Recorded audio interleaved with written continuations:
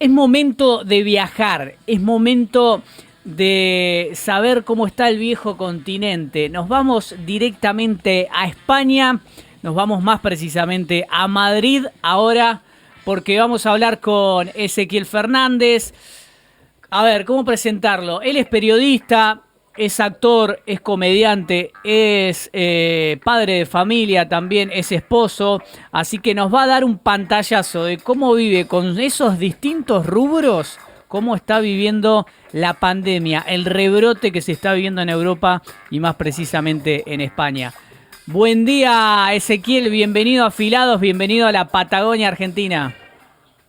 Buen día, Emi, ¿cómo está? ¿Cómo está toda la gente por allá? Un gusto saludarte y buenos días. Acá ya es tarde, así que les deseo que tengan un buen día, una buena mañana. ¿En qué horario estamos allá?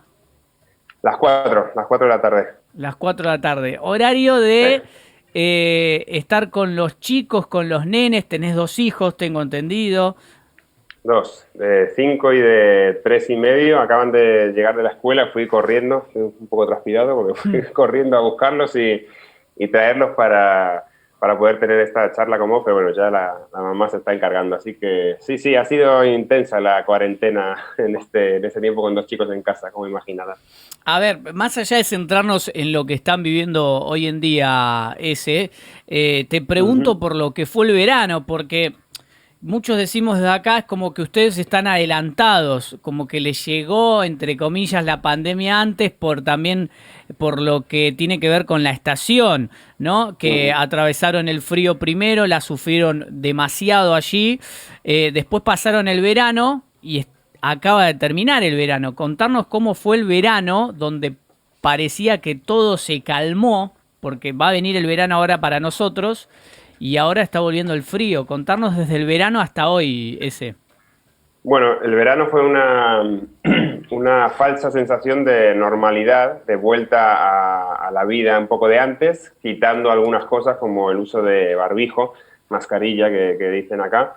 Pero había cierta normalidad porque se pudo ir a las playas, se terminó en junio aproximadamente, a primeros de junio terminó el estado de alarma, con lo cual se volvía una desescalada por fases que fue bastante rápida y algunos dicen que precipitada y por eso ahora estamos siendo uno de los países que más golpeados están por este inicio de segunda ola. Algunos piensan que ni siquiera es una segunda ola, sino que no se fue, simplemente paró por el gran confinamiento general que hubo en todo el país, pero claro, en ese querer equilibrar lo que es la economía, ¿no? El turismo, sobre todo España es un país que vive del turismo y ya el golpe que venía haciendo económicamente todo el parón desde marzo hasta junio, preveyendo que querían dar un respiro durante la época de verano y aprovechar un poco de ese turismo, bueno, se abrió, algunos como te digo piensan que precipitadamente, y se dio esta falsa normalidad que ahora estamos viendo que no era tal.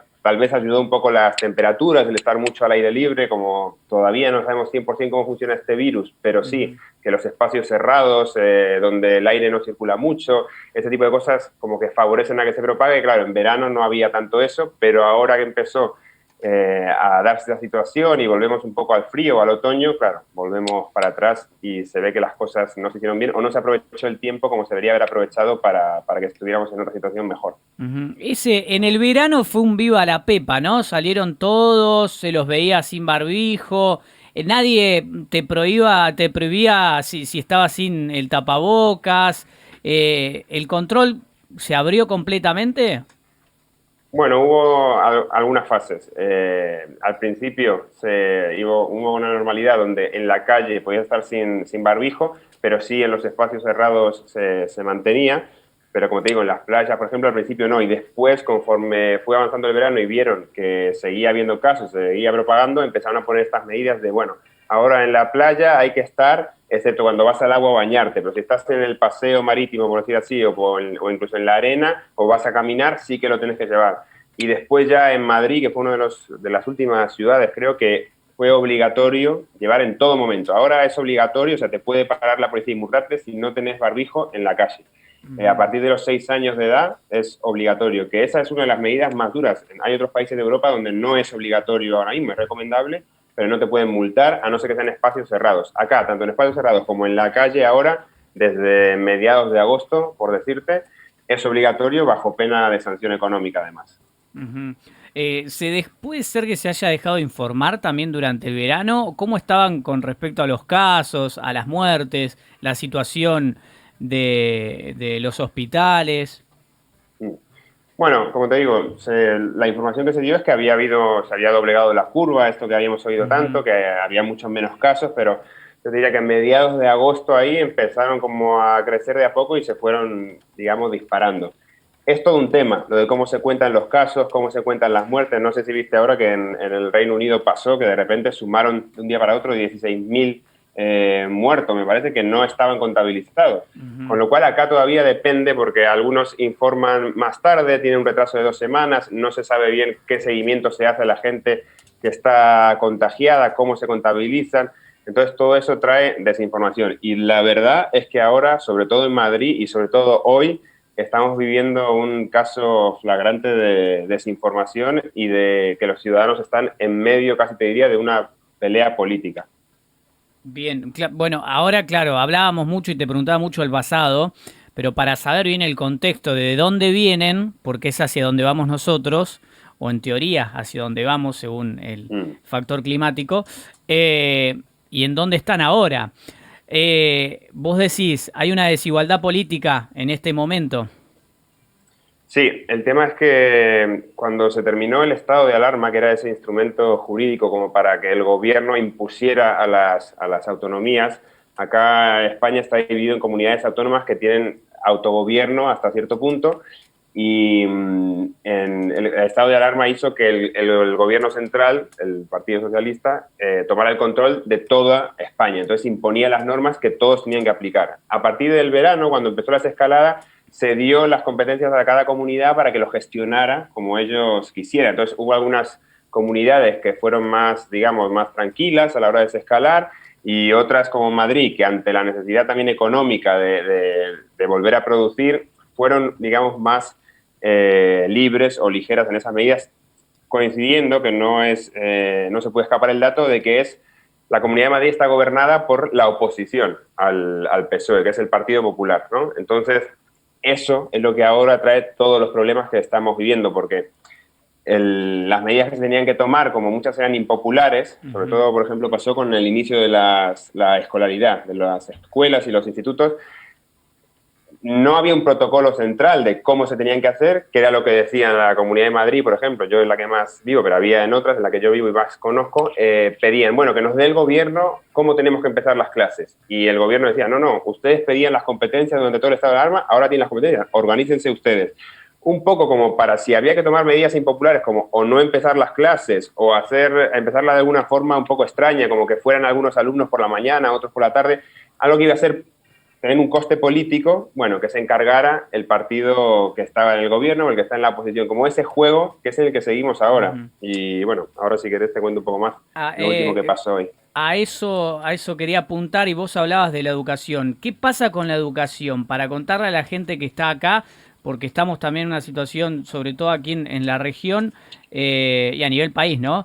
Sin ir a las escuelas, contarle cómo está Madrid en este caso, con respecto a la educación y a la economía, te quiero preguntar también.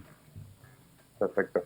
Mira, la educación empezó con cierta normalidad en cuanto a fechas, porque se empezó, al menos los más chicos, lo que es educación infantil y primaria, empezaron en tiempo, no en forma, porque la forma fue un poco especial. Han tenido que esto es lo que se quejaban, tomar medidas como ampliar, sacar clases de donde no había, ¿no? Normalmente ya acá, como pasa en muchos sitios, hay demasiados alumnos por clase. Bueno, ahora pedían que como mucho, para hacer unos grupos burbuja, que son grupos que no se pueden juntar con nadie ni en el patio, ni en el comedor, ni en ninguna otra actividad. Son gente, los chicos tienen que estar con lo de su misma clase todo el tiempo. Pero claro, si normalmente hay 30 alumnos, bueno, los grupos máximos podían ser de 20. Entonces, ¿cómo haces para sacar lugar? Porque capaz que hay algunos colegios que sí, tienen más aulas o tienen un patio un aula de música o un patio de recreo que lo pueden transformar en clase, y ahí sí, pero hay otras que ya estaban un poco saturadas. Pero bueno, sea como sea, todas las escuelas e institutos tenían que tomar estas medidas. y lo hicieron. Entonces separaron grupos, crearon más clases de las que había para mantener estos grupos burbuja. Que hasta ahora, aunque ha habido casos y se van confinando clases, lo que pasa es que ya te digo, con esto como parece que cuando viene algo peor casi empuja la actualidad a lo que se venía hablando todo el tiempo, parece que lo de los colegios ha pasado a un segundo plano ahora porque están viniendo otras medidas. Pero la experiencia que nosotros tenemos es que en el colegio al que van nuestros hijos, por ejemplo, solo ha habido un par de casos en unas clases que las han cerrado un tiempo y las han vuelto a abrir.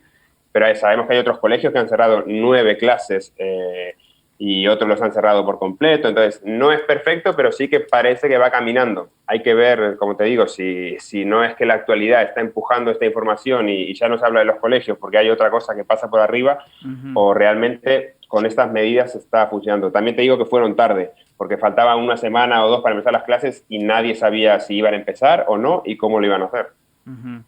Es más que interesante la charla que se está dando, cómo nos estás contando. Da para charlar con café, con cerveza, todo, escuchar todo lo que está pasando allí para también comparar, ¿por qué no?, de lo que se está viviendo acá. Pronto vamos a tener nueva comunicación con vos, Ezequiel, ya te voy garantizando, pero consultarte por la reactivación económica también. ¿Qué pasa con los comercios? ¿Qué pasa? He leído también que los boliches, los bares se transforman o pueden transformarse en restaurantes. ¿Se está laburando, se está activando todo eso?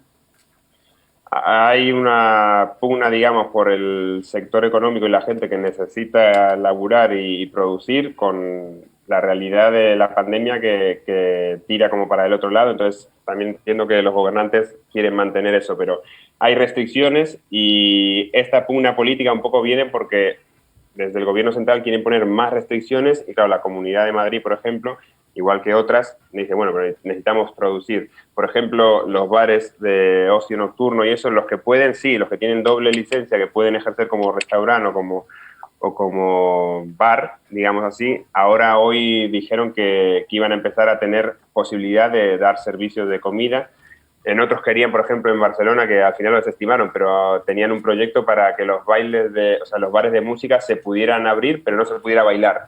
O sea, podía estar sentado en una mesa o algo, pero no salir a la pista de baile. Como te digo, se intenta porque toda la gente necesita traer sus intereses y seguir produciendo, pero claro, estamos ante una situación que no conocemos y es difícil manejarla, pero la realidad es que es difícil. Las previsiones no son nada buenas de que se va a caer en el Producto Interior Bruto y todo eso. Pero bueno, en eso nos estamos viendo. Quizás están dando un panorama muy desalentador para después que no sea tan malo o ni siquiera saben lo malo que va a ser todavía. Ezequiel Fernández, nos prometés para la semana que viene seguimos charlando porque está más que interesante el tema. Por supuesto, un gusto para mí y te mando un saludo enorme. Un abrazo enorme para vos, para la FLIA, para los argentinos allí en Madrid, en España. Que anden bien. Chao. Gracias.